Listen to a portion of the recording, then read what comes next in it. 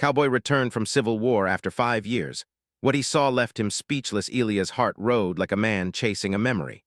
The sun sat low over the prairie, turning the grass into waves of gold. His horse moved steady under him, hooves thudding softly on the hard ground. Elias did not speak. He had not spoken much for a long time. 5 years in the Civil War had taught him that words could be wasted, but silence was never empty. He kept his eyes on the horizon, where the land stretched so far it looked like it could touch the sky. Home was supposed to be there. Before the war, his ranch had been simple: a small house, a barn, a fenced pasture, and a windmill that never worked right. He had laughed about it once. He remembered fixing the windmill with his sleeves rolled up, sweat on his brow, feeling like the whole world was still safe. Then the war came like a storm.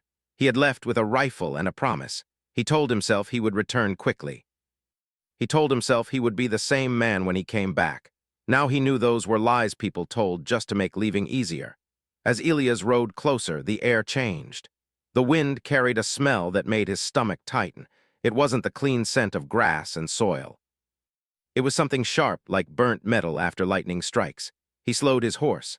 The trail that led to his ranch was not how he remembered. Grass had grown tall, swallowing the path. Fence posts leaned at strange angles, and pieces of wire hung loose like broken strings. Someone had been here, someone had tried to fix things, but not in the way Elias had done it. He felt his throat go dry. When he finally saw the house, he stopped completely. It stood in the same place, but it looked patched. New boards covered parts of the wall, and the front steps had been replaced. The barn door was open, swinging slightly in the wind, and near the water pump, something tall and smooth stood like a metal tree. A new windmill, but it wasn't made of wood. It was made of silver-colored metal, shining in a way that did not feel natural. Elias dismounted slowly, keeping a hand close to his belt out of old habit. He tied his horse to a post and walked forward. His boots crunched on gravel. The yard was neat, too neat. Someone had cared for it. Someone had cleaned it, planted rows of vegetables, and fixed the roof.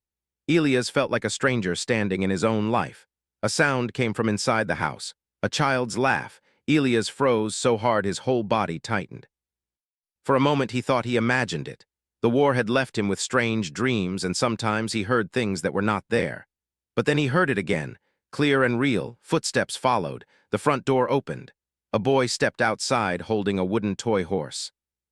The boy's hair was dark and messy, and dust smudged his cheek like he had been playing hard. He stared at Elias without fear, like Elias was just another traveler passing by. "Hello," the boy said. Elias couldn't answer right away. His mouth opened, but nothing came out. The boy was about 7 years old. 7. Elias swallowed. The boy tilted his head. "Are you looking for someone?" Before Elias could respond, a woman appeared behind the boy. She held the doorframe with one hand as if she needed it to stay steady. Her eyes locked onto Elias. Her face changed in seconds. First confusion, then shock, then something deeper, like old pain waking up. "You," she whispered. Elias recognized her too. Her name was Mara Keene. Before the war, she worked at a nearby farm and sometimes helped his neighbors with sewing and cooking. She had always been strong, even when life was unfair. Now she looked stronger still. Older but not broken. Her posture was straight, and there was a calm control in her eyes. Elias finally found his voice. "I came home." The words felt strange, like he was testing them, like he wasn't sure they belonged to him anymore. Mara stepped forward slowly. "We thought you were gone." Elias blinked. "I sent letters." Mara's lips tightened. "We got one." Then nothing. After a while, the army list came through. Your name was marked missing. Elias stood still. Missing. That was almost funny. He had been alive every day, breathing and bleeding and walking, but papers said he was missing. The boy looked up at Mara. "Mama, who is he?" "Mama." Elias felt the world tilt. The word hit him like a heavy door slamming shut. Mara's face stiffened, but she didn't look away. "Elias," she said softly. "This is my son. His name is Finn." Finn gave Elias a small smile, like smiles were easy and safe for him. Elias tried to smile back, but his face barely moved.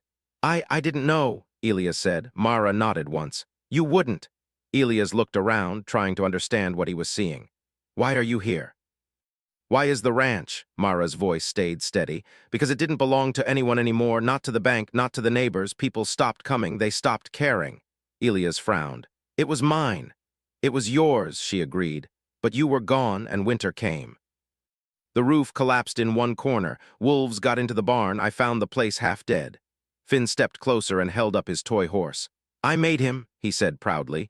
His name is Captain. Elias stared at the toy. It was rough and handmade, but it had care in it. Someone had shaped it with love. A sharp ache rose in Elias' chest. Mara cleared her throat. Come inside, you look like you haven't eaten in days. Elias hesitated. Part of him wanted to run. Not from Mara, not from Finn, but from the feeling that the life he left behind had moved on without him. But his legs carried him forward. He stepped into the house. Warmth wrapped around him. The air smelled of stew and clean cloth. A small fire burned in the hearth. A kettle sat on the stove. This wasn't the cold, empty house he feared. On the wall near the table hung something that made Elias stop breathing.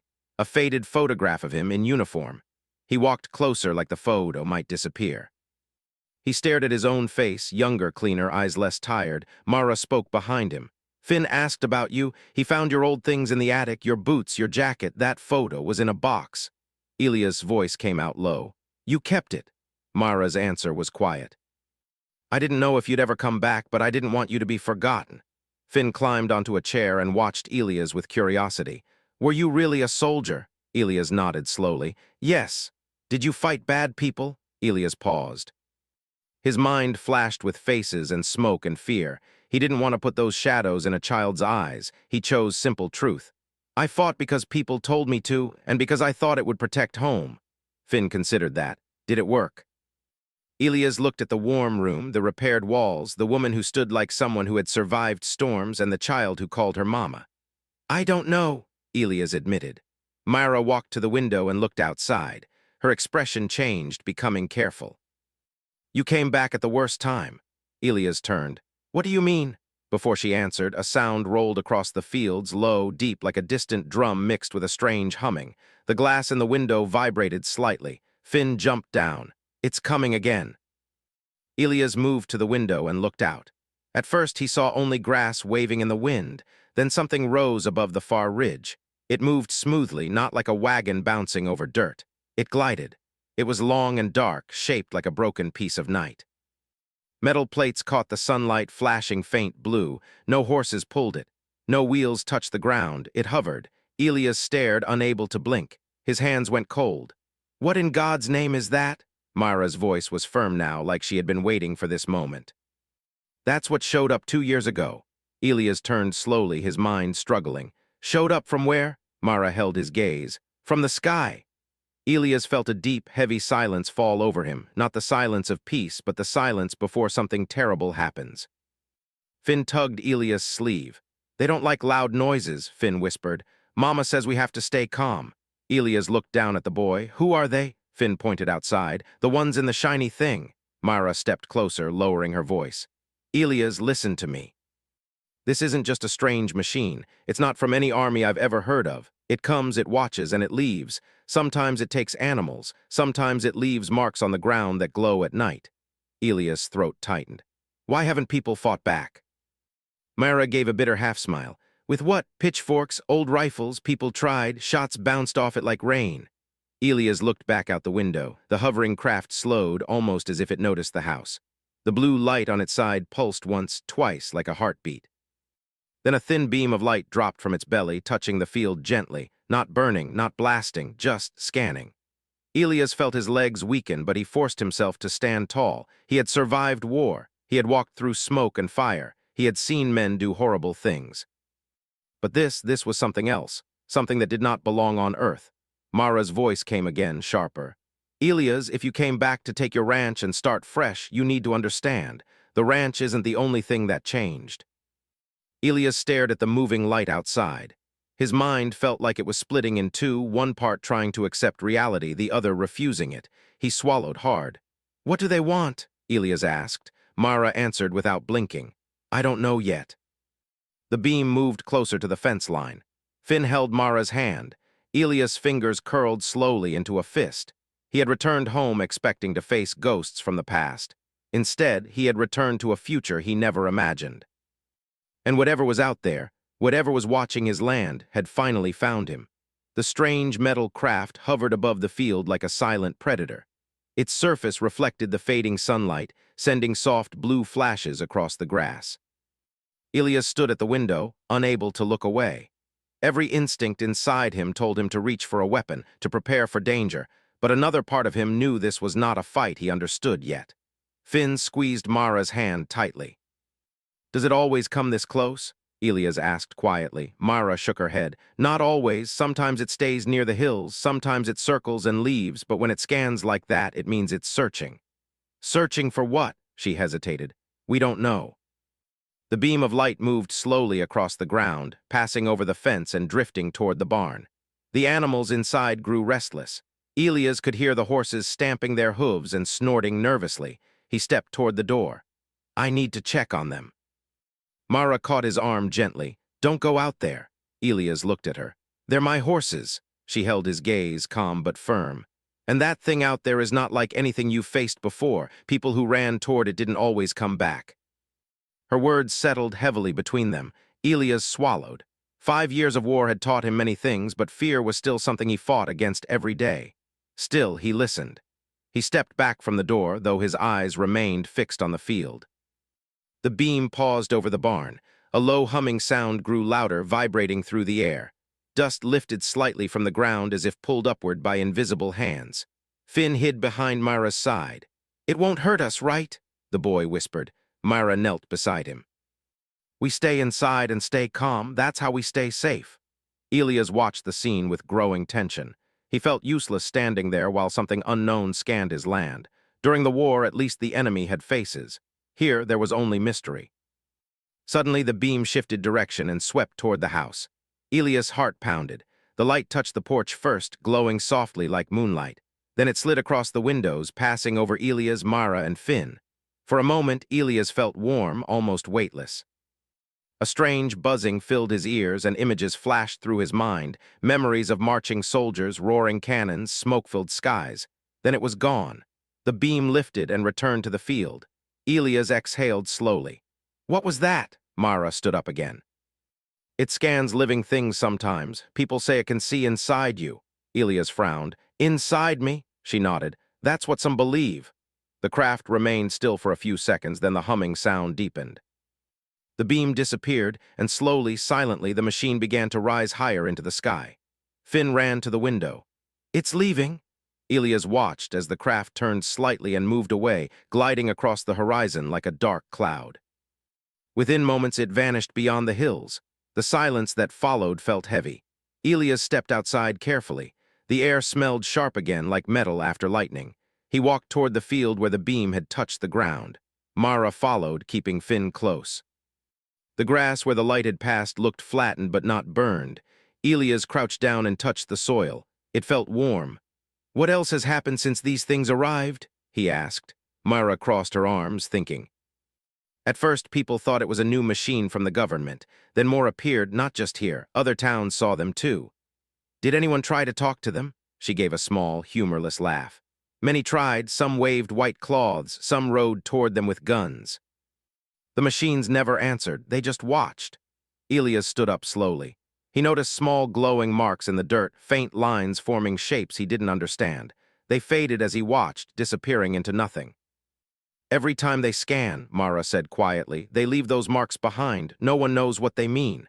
Finn bent down beside Elias. "I think they're drawing maps," he said seriously. Elias looked at the boy. "Maps," Finn nodded.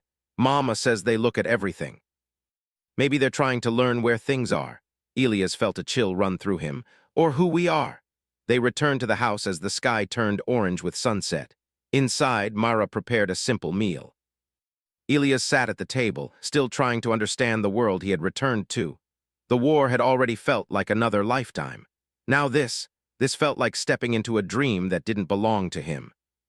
Finn talked nonstop during dinner, asking questions about horses, soldiers, and life beyond the valley.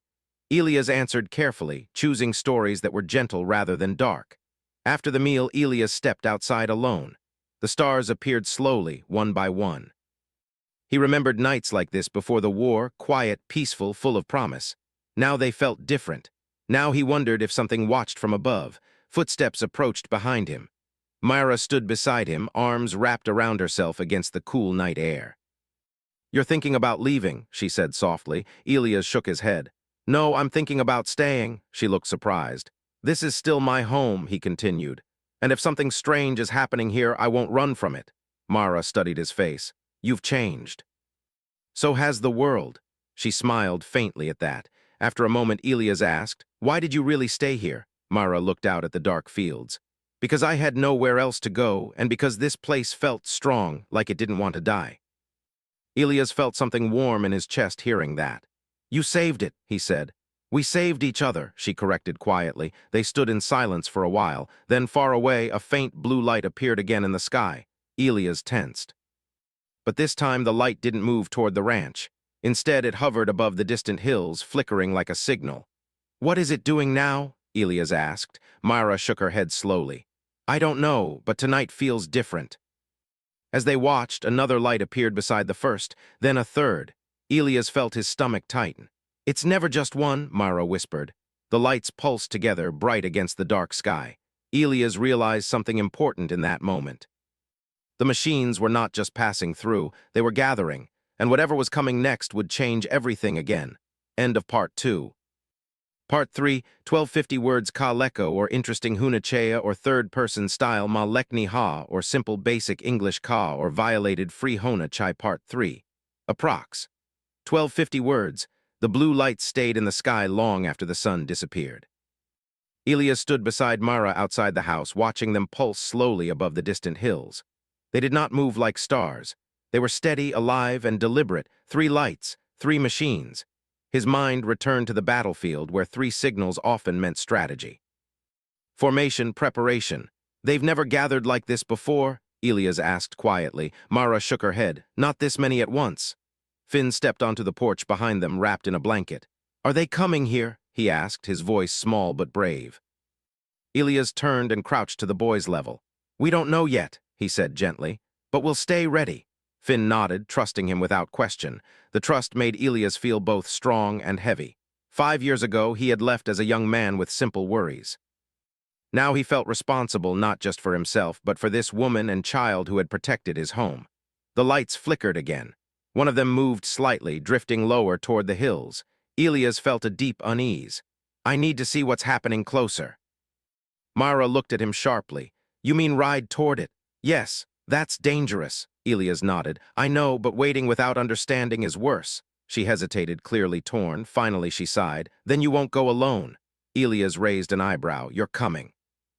I've lived with this for 2 years, she replied calmly. I know where the land dips, where people hide, where others tried to get closer. He couldn't argue with that. Within minutes, Elias saddled his horse. Mara mounted another with practiced ease, surprising him. She noticed his look and gave a small smile. You weren't the only one learning new things while you were gone. Finn stood near the fence, watching with wide eyes. You stay inside, Mara told him gently. Lock the door. Finn nodded, though he clearly wanted to come.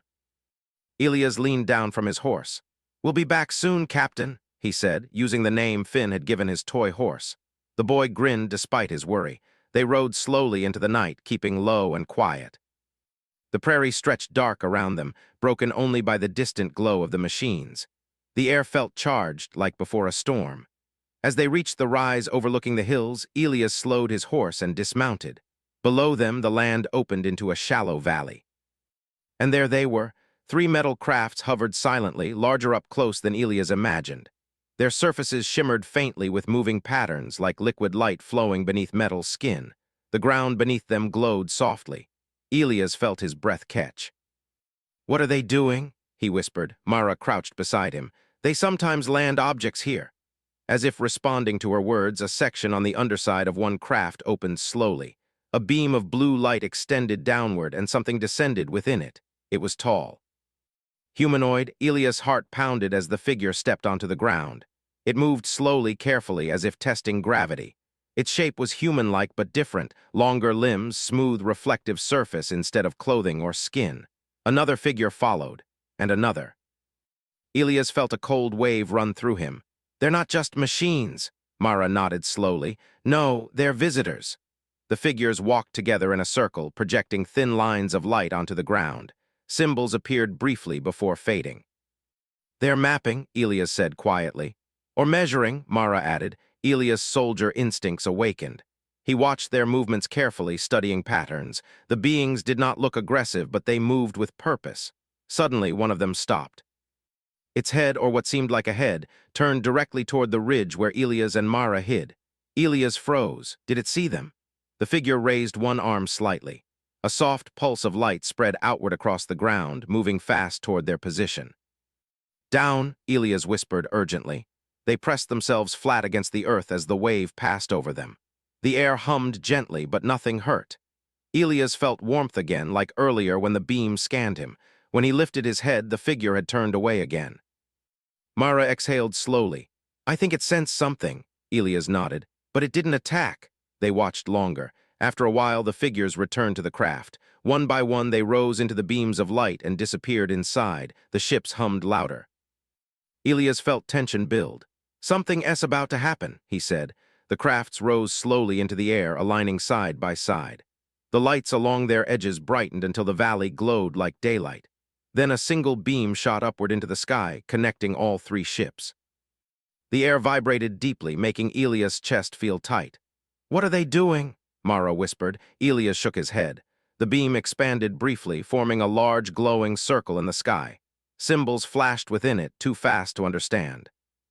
Then just as suddenly everything stopped. The beam vanished. The ships turned and moved away faster than anything Elias had ever seen, disappearing beyond the clouds. Silence returned. Elias stood slowly, heart still racing. They were sending something, he said.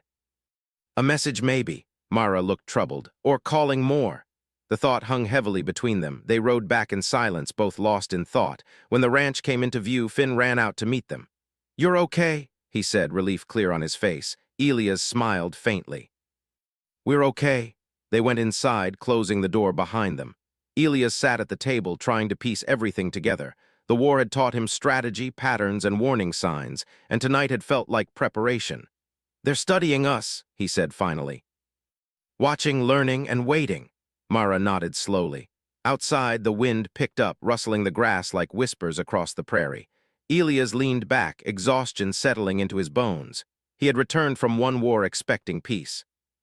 Instead, he had walked into the beginning of something far larger. And deep inside, he knew one thing for certain.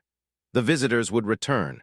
And next time, they might not just watch. Morning arrived quietly, but peace did not return with it. Elias woke before sunrise, as he always had since the war.